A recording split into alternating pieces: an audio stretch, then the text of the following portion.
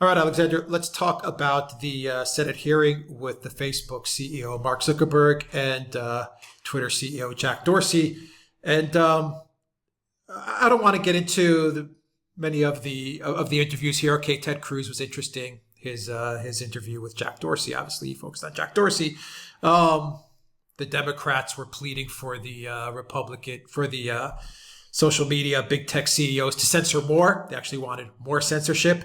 The Democrats, Blumenthal was begging Zuckerberg to take down Steve Bannon's War Room page and censor more conservative voices. Okay, fine. At the end of the day, I think there wasn't really much to this hearing, except for one exchange between Josh Hawley and Mark Zuckerberg. Hawley came prepared. He had a whistleblower from inside of Facebook who revealed to Josh Hawley that Facebook has two programs running. One of them is called Centra. The other one is called Tasks. Centra, in short, in brief, Centra is a program that Facebook runs where they track a user's behavior and where he goes on the internet after he or she leaves Facebook. Okay, this probably doesn't come as much as a surprise to many people that Facebook is tracking its users, but still, it doesn't make it right that they're tracking their users everywhere they go on the internet. Obviously, they're collecting this data. The user is not aware as to what's going on, and I'm absolutely positive that they're selling this data to advertisers, but they're also using this data, I imagine, to censor and deplatform people as well. So they may see if I'm on Facebook and then I go to a site that maybe Facebook doesn't approve of, they're logging that into the database and they may use it against me, which obviously I don't need to say is, puts up a lot of red flags. The other more interesting program that Josh Hawley revealed to Zuckerberg that he's aware of is a program called Tasks. Now, Tasks is actually something that we have been reporting on, but now we actually have the concrete evidence that it exists. We've said many times in our conversations that big tech, Twitter, Facebook, and Google, they operate as a cartel. Now we know as a fact that Facebook, Twitter, and Google, they share information with each other. Facebook puts it on this program that they call Tasks, which is like a to-do list. And then they share that to-do list with Twitter and with Google. And I imagine the to-do list has information like we need to demonetize this page. We need to throttle down this page's views. We need to deplatform or censor this user. And that information is shared across the other big tech companies, Google and Twitter in this instance. So what do you make of the information that Josh Hawley gave to us, that he exposed to the world? Zuckerberg admitted to this. It was mealy-mouthed. I mean, he was speaking out of both sides of his mouth, but he did admit to the fact that these programs are running. He used the excuse that, okay, if employees are communicating between each other, that's expected. I have a different belief. I think these are orders from the CEOs, but they're off-the-record orders to the employees that they're going to share this information between each other. But I think it's all done off the record. And that's the cover that's provided to Zuckerberg and Dorsey and the big tech CEOs. This is actually a big revelation, and it just confirms what we've been reporting on, that there is collusion in Silicon Valley, and that they do act not only as monopolies, but as a cartel. Absolutely, that's exactly what they do, and that is exactly what these two these two things do. Because to be absolutely clear, if Tasks was not doing the things that we are talking about, Zuckerberg would say, and he would say, under no circumstances do we engage in any kind of collusion with other companies. Tasks doesn't do that. This is what Tasks does, and he would invite the Senate people to come along and discuss it with them and explain to them in clear and precise words exactly what Tasks does in fact do. The fact that he engaged in this extraordinarily evasive response shows that he is actually very, very uneasy about it, because if you notice, he also admitted over the course of the testimony that active collusion would be wrong. He didn't say, I've given instructions that under no circumstances should collusion take place. He didn't say we have, clear rules against it. He didn't say what those rules were. He didn't talk about, a manual or a book or whatever it is, those kind of things, which is what a proper CEO who has given proper instructions would be doing. He gave, as you correctly said, mealy-mouthed answers which confirmed its existence. And as I said, he came over, I thought, looking extremely uneasy. Can I very quickly make one little parenthetical point, which is that once again, I have to say, both Dorsey and Zuckerberg did come across to me as very strange people over the course of this testimony. I mean, I think the American people watching them, many of them will have undoubtedly come to the same impression. But that's by the way. I don't want to dwell on that either. But colluding in this way, and let's use that word, colluding in this way between companies operating in the same general field, because that's what they do. They are both companies that are on the internet, they're internet platforms. They provide messaging and exchange of information services. That's what they do. Collusion between them in that kind of way, as you rightly say, is the classical form of a cartel. It is, if you like, not just collusion, it's a conspiracy. And that's what we are now very, very close, not just to confirming as between us, but I would say very close to confirming in court. And I'd be very interested to see whether the Biden Justice Department goes ahead, or if we do have a Biden Justice Department. I want to parenthesize that because I'm not saying there is going to be one, but if there is a Biden Justice Department, whether it will go ahead with the antitrust action that has now been brought against Google, and whether that will continue to be expanded, because the evidence, I'm talking now about the legal evidence that passes the legal standard of what evidence proves something, what proves something in court, that barrier has now almost been reached. When I say almost been reached, I mean we are just there.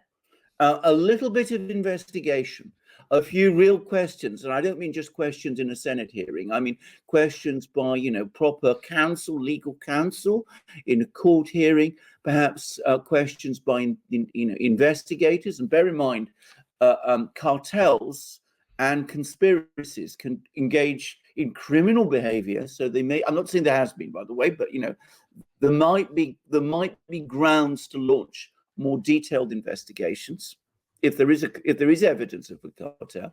I think that kind of evidence, which, as I said, passes the legal standard of proof, has now almost been reached. It is within sight. It's like you walk through an orchard and you see the apple on the tree, and you can almost reach it. It's almost there in your hand. So all it needs is just a little push. Can I also say this was, in my opinion, a more productive hearing than the previous one. We went beyond posturing. We actually got some real questions, and we got out of Zuckerberg some actual information. And as you correctly said, he didn't come across at all well.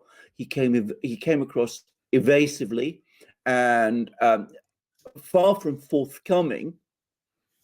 And that, of course, opens up the way for more inquiries further along.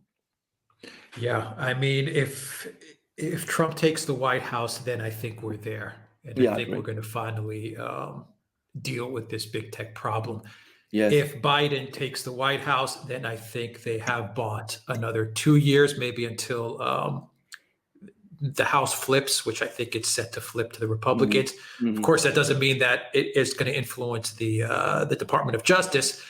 But once again, you're going to have more power in the Republicans so that they can pursue some sort of action against big tech, because they'll have the House and the Senate. At least that would be what I'm seeing, going ahead maybe 2 years if Biden does get the White House, because I think Biden will cut them a lot of slack. And I think you're going to probably see more censorship from them for at least a 2-year period. So they're just buying some time. And you are starting to see why the election was so critical for them, because having Biden in the White House does buy them 2 years. But with this whistleblower information and Josh Hawley laying it all out there and his question of Zuckerberg, whether it's Trump and now or in 2 years, you're going to have some sort of breakup or antitrust or something happening. I don't think this is a Section 230 thing anymore, a publisher platform thing. I think these companies are going to be broken apart because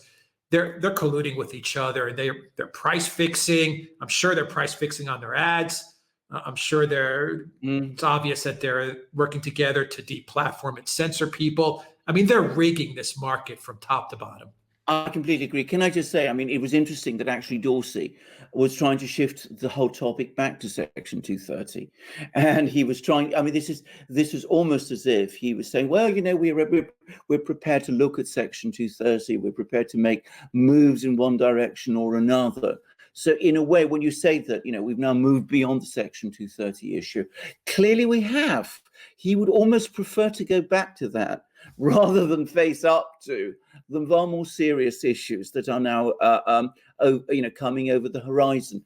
Can I say the big tech companies, in my opinion, are making exactly the same mistake that all big monopolists do?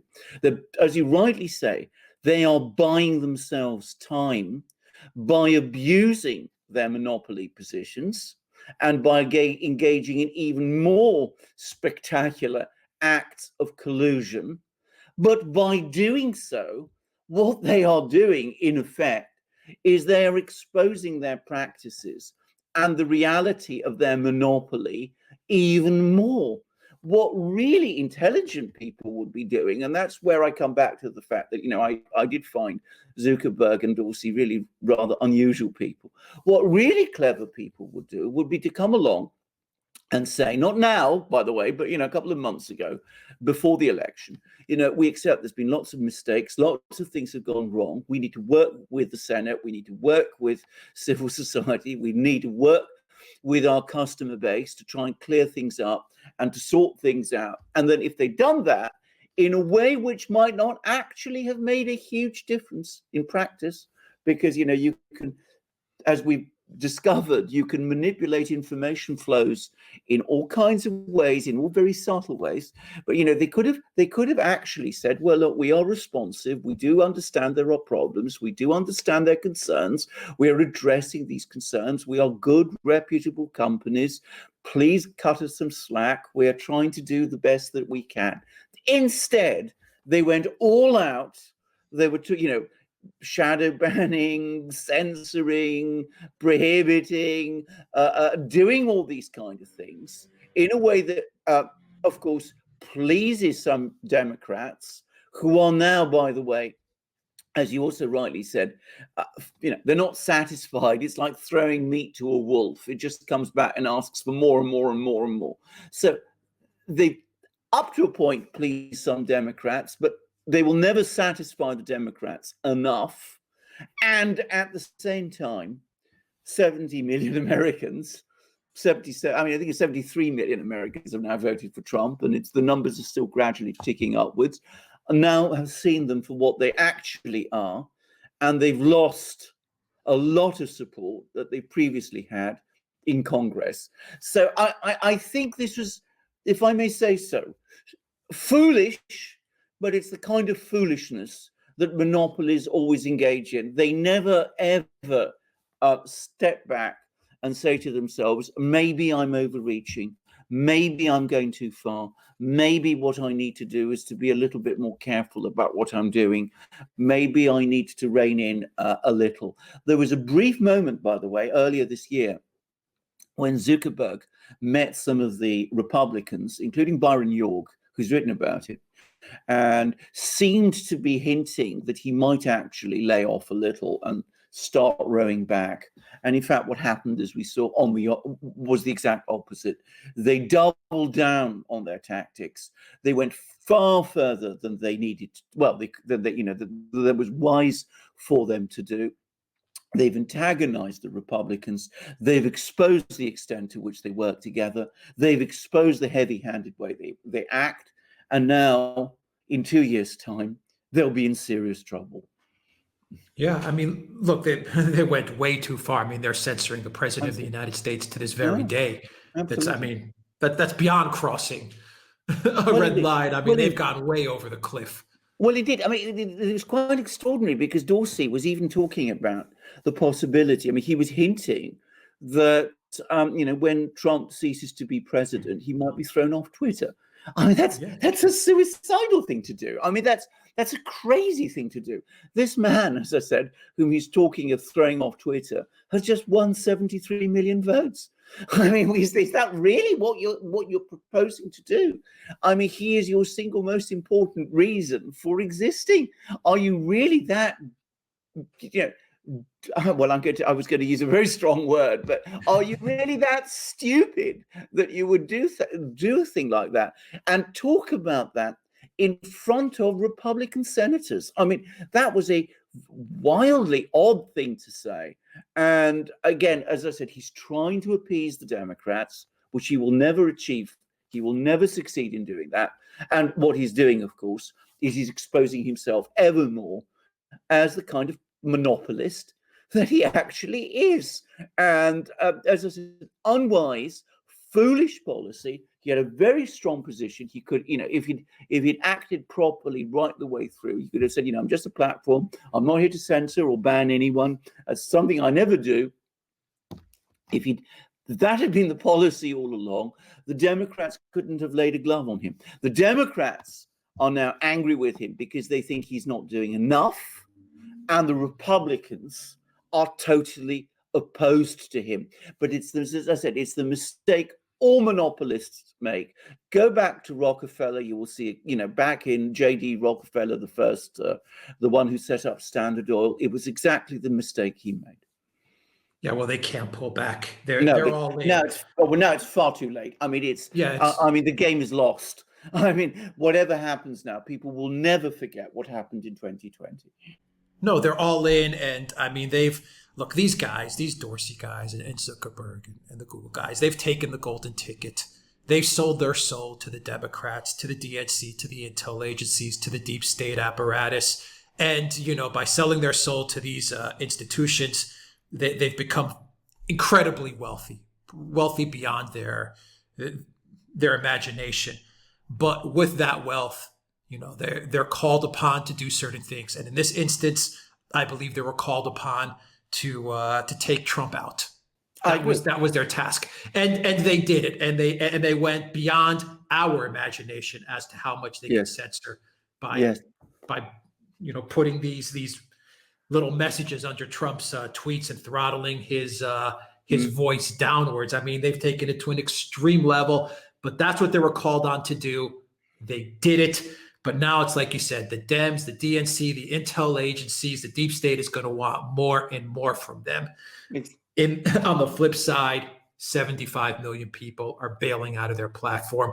That's a huge hit. Twitter will be the first big tech company to collapse. The deep state's not going to care. The intel agencies aren't going to care. It's just going to be another carcass that they're just going to step over. Dorsey's he's probably squirreling away a couple $100 million, $1 billion somewhere so that he can, end up on some island doing yoga and smoking, exotic plants. But at the end of the day, they're finished. The writing's on the wall, whether it's with a Trump presidency now or in 2 to 4 years when everything flips. They're on their last legs. Maybe Google will morph into something along the lines of how Microsoft morphed into something else. But Twitter's in bad shape, and Facebook, well, Zuckerberg did not instill a lot of confidence. I completely agree. I mean, I think Google, has managed to keep a much greater distance from all of this than the others. Dorsey looks very exposed to me. And frankly, after this hearing, so does Zuckerberg. And as I said, he did make promises to the Republicans earlier this year, which he has completely failed to keep. I mean, I would quickly add also, by the way, and I talked about they behave like monopolists. If you look at the monopolists of the past, people like J.P. Morgan, John D. Rockefeller, and those kind of people, they never openly tried to manipulate US national politics. You never had a situation where, Morgan and Rockefeller and Carnegie and all those people came along and said, we want him to win, and we're going to do everything we can to stop someone else winning. I mean, they never actively, and in this very blatant and open way.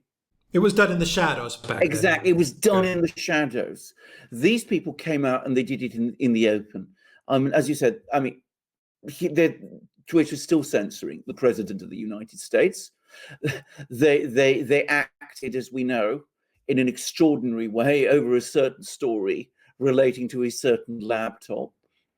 They've never explained why they acted so completely differently in allowing every kind of story and fantasy about Russiagate to circulate. And you can come up with example after example after example. You cannot row back from this one. Far too many people, for one thing, have been hurt. And I don't just mean, Republican senators and Republican congressmen, angry though no doubt are. I don't even mean Donald Trump, though he is a major adversary. As I said, the man who won 73 million plus votes. I mean, far too many people who tried to build up businesses, people who tried to go to the news, who use the internet as use. They are very, very angry now, and they are a political force. I mean, obviously, everything will happen, as it always does in the United States, I expect, through a combination of, the ballot box, political challenges in Congress, the law. But I think now the Rubicon has been crossed, I'm using lots of metaphors today. They've passed that point of no return. And I think they've also reached that point where more and more people, they're not useful to them anymore. I mean, in the sense that there are now alternatives out there, major alternatives, as we know, growing up to Twitter. Almost certainly before long, there'll be alternatives to Facebook. Even people who want to run pages about, cats or dogs or whatever, or, ballet or whatever. I mean, those people have political opinions too, and they're not oblivious to what has happened. And as I said, they went not just too far, they went far too far and acted far too openly. Yeah, I agree with that. And, if I was one of these downstream companies, maybe one of the hosting companies that was following Facebook's lead in censoring, or PayPal or MailChimp and WordPress are now also censoring. But if I were any of these downstream type of companies or these infrastructure companies, I would reel it back very, very quickly, because absolutely. These big tech companies are going to take a big fall very Absolutely. soon. And I mean soon, Absolutely. maybe 1 to 4 years, 5 years. Absolutely. The other thing that's going to happen is, if legal proceedings are pressed, you will see more and more people whistleblowing. I mean that almost in the nature of this, given, as I said, that there has to be a possibility of legal action being taken against individuals. And that's going to make a lot of people, once that prospect starts to loom over the horizon, very, very nervous. And they're going to start, as I said, looking for whistleblower protections. So this whole thing could collapse very quickly, like a house of cards.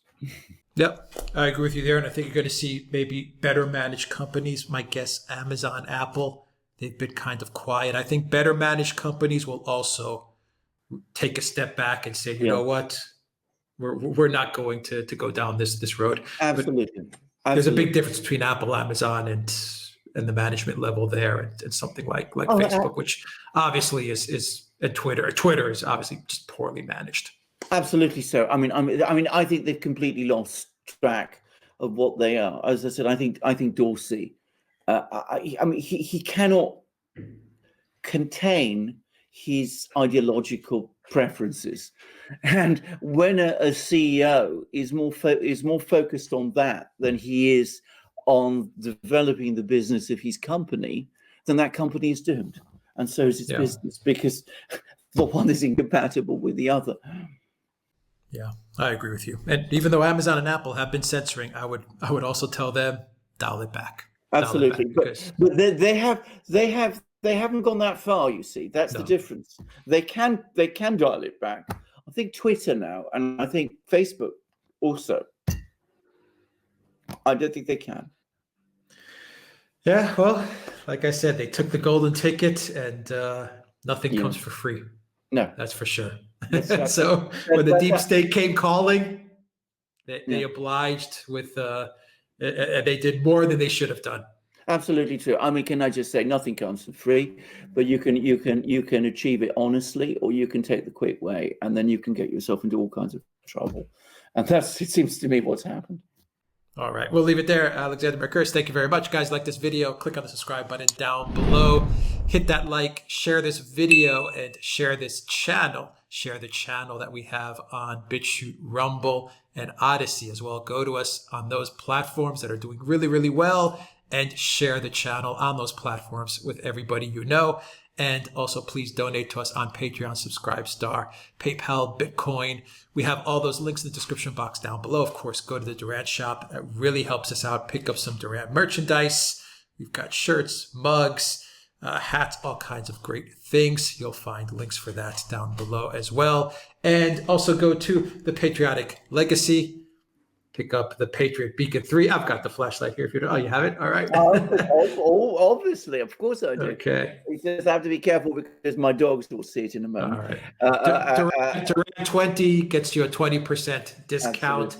Absolutely. And you're entered into the contest to win a Patriot Beacon 3, the black color, as well as a Duran shirt with our logo across the chest right there. Just to remind everybody, the best flashlight in the world, made in the United States, incredibly strong, incredibly rugged, does lots of things, from the fact that it's got a compass in its handle, to the fact that it has an incredibly powerful beam, and to the fact that it's solar powered. It's the best flashlight in the world, made in the United States, but ships internationally. So you can be anywhere in the world watching this program. You can fully participate and get yourself a Patriot Beacon 3 and an amazing Duran shirt. And please also come to our shop, find the great things that we have there.